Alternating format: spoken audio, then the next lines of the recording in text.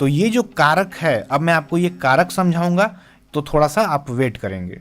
तो कारक समझाने के लिए हम आपको यहीं पर समझा देते हैं कि कारक क्या होता है और कैसे काम करता है। तो देखिए, जैसे कि ये विभक्ति है, प्रथमा विभक्ति है, तो प्रथमा विभक्ति के लिए जो कारक आता है वो होता है कर्ता कारक। ठीक है, तो ये हो गया यहाँ पे कर्ता। जैसे कि बालक पढ़ता है तो बालकः पठति हो रहा है, तो जो बालक है ये कर्ता आ गया। ठीक है, अब देखिएगा ध्यान से मैं क्या समझा रहा हूं। जो सेकेंड जो कारक होता है, जो द्वितीय विभक्ति में आता है, वो होता है कर्ता ने कर्म को। अब यहाँ पे जो आता है वो है कर्म।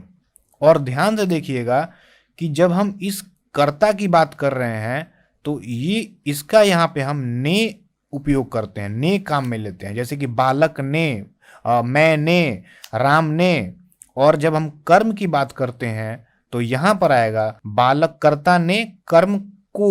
ध्यान रखिएगा, कर्ता ने कर्म को।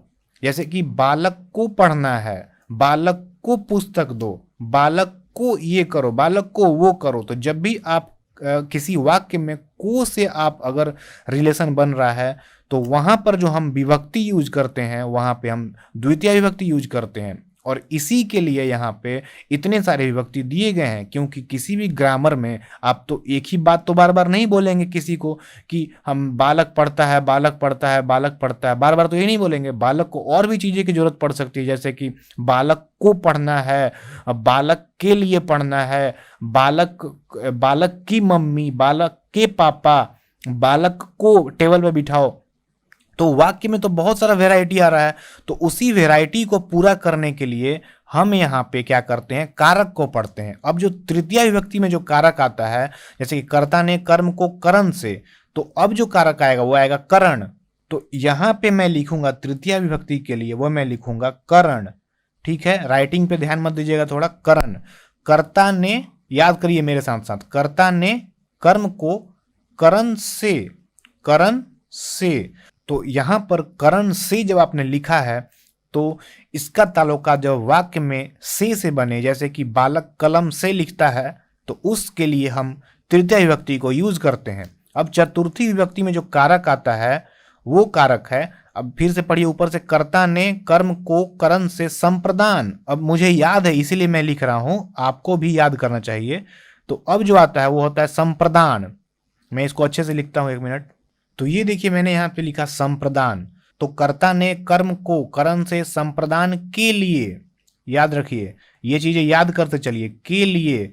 तो जब भी वाक्य में ऐसा लगे कि बालक के लिए पानी ला दो, बालक के लिए ये कर दो, के लिए जब भी वाक्य में आए तो उसके लिए हम चतुर्थी विभक्ति यूज करते हैं, और यही आपका कारक है, संप्रदान कारक। अब हम पंचमी विभक्ति की ओर आते हैं। तो जो पंचमी विभक्ति है वो यहाँ पर आएगा अपादान। अपादान के लिए क्या होता है, अपदान से, वापस से। अब देखिए ऊपर से पढ़ेंगे, कर्ता ने कर्म को करण से संप्रदान के लिए अपदान से। तो यहाँ पर देखेंगे मैच कर गया से और से। तो जो ये दोनों से है और ये से है, यहाँ पे अंतर है। जैसे कि पेड़ से पत्ते गिरते हैं, तो यहां पर अलग हो रहा है मेरा से, पेड़ से अलग हो रहा है पत्ता। तो उस केस में हम पंचमी विभक्ति का यूज करेंगे। लेकिन मैं कलम से लिखता हूं तो यहां पर पेन मेरे से, कलम मेरे से अलग नहीं हो रहा है, मेरे साथ में है। तो इसके लिए हम तृतीय विभक्ति को यूज करेंगे। तो आप समझ रहे हैं, यहां से जो दोनों से आया है, लेकिन दोनों में अंतर है। तृतीय में साथ में रहने का अनुभव हो रहा है और पंचमी में अलग होने का बोध हो रहा है। अब हम आते हैं षष्ठी विभक्ति पे। तो यहाँ पे जो कारक आता है वो आता है संबंध कारक। तो हम ऊपर से पढ़ेंगे संबंध। ठीक है, ऊपर से पढ़िए, कर्ता ने कर्म को करण से संप्रदान के लिए अपदान से संबंध का के की रा रे री। ध्यान से पूरा लिख देना है, का के की रा रे री। समझ रहे हैं? जैसे कि सपोज बालक की मम्मी, तो बालक की मम्मी, बालक की पुस्तक। ठीक है, या फिर मैं बोल सकता हूं मेरी किताब। तो जहां भी रा का, री का, रे का, या फिर का के की का, अगर ऐसा आपको अगर बोध होता है तो उस केस में हम यूज करेंगे षष्ठी विभक्ति का और संबंध कारक का। अब सप्तमी विभक्ति पे आते हैं, तो यहां पर जो कारक यूज होता है वो होता है संबंध। अब ऊपर से पढ़ेंगे, कर्ता ने कर्म को करण से, संप्रदान के लिए आपादान से, संबंध का किरारेरी, अधिकरण में पर। यहां पे जो आएगा वो आएगा अधिकरण, अधिकरण। तो ये जो अधिकरण है ये यहां पर आता है, ये होता है में पर। आप इसको सही से लिख लीजिएगा घर में जाकर के, पेज पे, पेपर पे, कहीं पर भी सही राइटिंग में। तो अधिकरण में आता है में पर, जैसे कि टेबल पर रख दो या फिर बगीचे में टेबल पर। तो जहां पर भी ऐसा वाक्य में बोध हो वहां पर हम सप्तमी विभक्ति का यूज करते हैं। संबोधन का कहाँ यूज करते हैं भाई? तो संबोधन जैसे कि हे बालक, हे सीते, हे जो भी होता था, तो वहां पर हम यूज करेंगे संबोधन का, और इसका कारक डायरेक्टली यहाँ पे संबोधन ही होता है। लेकिन हम मेनली याद करते हैं, वापस से आते हैं, आपको याद करवाते हैं, तो वापस ऊपर से और याद करें इसको, कारक को। कारक कैसे काम करता है? कर्ता ने कर्म को करण से, संप्रदान के लिए अपदान से, संबंध का किरारेरी, अधिकरण में पर। ठीक है, इतना ही याद करना है, रट करके सट जाइए। क्या करना है? रट करके सट जाना है। कर्ता ने कर्म को करण से, संप्रदान के लिए अपदान से, संबंध का किरारेरी, अधिकरण में पर।